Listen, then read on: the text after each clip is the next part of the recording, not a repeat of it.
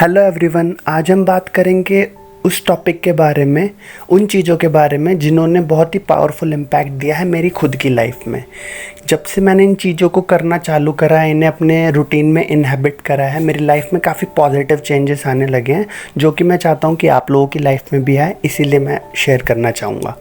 कुछ टाइम पहले अभी मैं एक आर्टिकल पढ़ रहा था जिसमें कहा गया था कि आजकल के टाइम पे भुखमरी में इतने ज़्यादा लोग परेशान नहीं हैं जितना कि लोग ओबेसिटी से परेशान हैं। तो आप सोच सकते हैं कि हेल्थ कितना बड़ा इशू बन चुकी है इस दुनिया के लिए। तो हेल्थ को आप कैसे इम्प्रूव कर सकते हैं, अपनी मेंटल हेल्थ को कैसे इम्प्रूव कर सकते हैं, इसके लिए मैं आपको 3 टिप्स दूंगा जिनका बहुत ही ड्रास्टिक चेंज होगा। और एट द एंड तक वीडियो को देखिएगा, जिसकी वजह से आपको बोनस टिप भी मिलेगी और वो बहुत बेहतरीन होगी। तो चलिए शुरू करते हैं। तो स्टार्ट करते हैं फर्स्ट टिप से। फर्स्ट टिप है फूड हमें अच्छा खाना चाहिए। अब आप लोग सोच रहे होंगे कि यार इसमें नया क्या है, हर कोई बोल रहा है कि फ़ूड हमें अच्छा खाना चाहिए, पर इसके पीछे कुछ ब्रिलियंट फैक्ट हैं जो मैं आपके साथ शेयर करना चाहूँगा कि 90% हमारी बॉडी वही बनती है जो हम खाते हैं। इसलिए एक आर्टिकल में भी लिखा गया है न्यूयॉर्क टाइम के कि आजकल की जो हेल्थ इंडस्ट्री है वो शुगरी, सॉल्टी और फैट वाली चीज़ों को हमें बहुत ज़्यादा मात्रा में दे रही हैं, जिसकी वजह से हमारी हेल्थ सिवियरली इम्पैक्ट कर रही है। इसके लिए अगर आपको बचना है तो पैकेज फूड से दूर रहिए, प्रोसेस फूड से दूर रहिए, जंक फूड से दूर रहिए।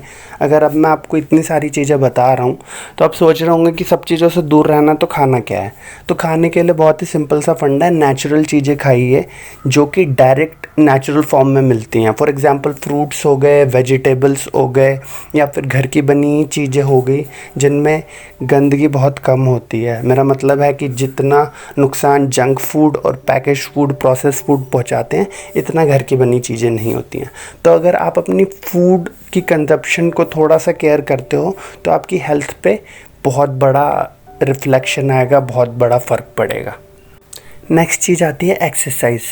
तो एक्सरसाइज के लिए लोग बहाना बनाते हैं कि यार मैं रोज़ जिम नहीं जा सकता, जिम के मैंने पैसे दे दिए, मैंने कोशिश भी करी पर मैं नहीं जा पाया, रेगुलर नहीं हो पाया। तो आपको बता दूं, ज़रूरी नहीं है कि एक्सरसाइज आप जिम में जाकर ही करिए, आप घर पे भी कर सकते हैं। आप थोड़ा टाइम निकाल लें, 5, 10, 15, 20 मिनट, कितना भी थोड़े से स्टार्ट कर सकते हैं, उसका इम्पैक्ट बहुत ज़्यादा होता है। जापानीज स्टडी के हिसाब से बोला जाता है कि अगर आप खाने के बाद सिर्फ 15 मिनट्स की वॉक भी कर लेते हैं तो ये आपके लिए वंडर कर सकता है, आपका डाइजेशन पावर इम्प्रूव कर सकता है और बहुत ज़्यादा हेल्थ बेनिफिट होते हैं। इसके अलावा आपकी जो एक्सरसाइज होती है वो आपकी मेमोरी और अटेंशन पावर को भी इन्हेंस करती है।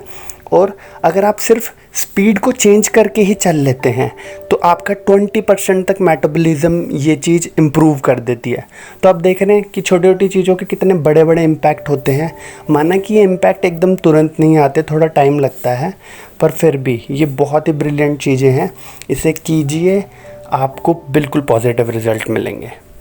थर्ड और लास्ट चीज़ है मेडिटेशन। अगर आप मेडिटेशन करते हैं तो ये बहुत ही अमेजिंग चीज़ है, आपके माइंड को रिलैक्सेशन के मोड में ले जाती है, आप रिलीज़ करते हैं स्ट्रेस को, आपकी मेमोरी बूस्टअप होती है, आप चीज़ों को ऑब्ज़र्व करना स्टार्ट कर देते हैं, पॉजिटिव एनर्जी आती है आप में। यानी आप चीज़ों को जब नोटिस करते हैं तो उनमें पैटर्न देखने लगते हैं।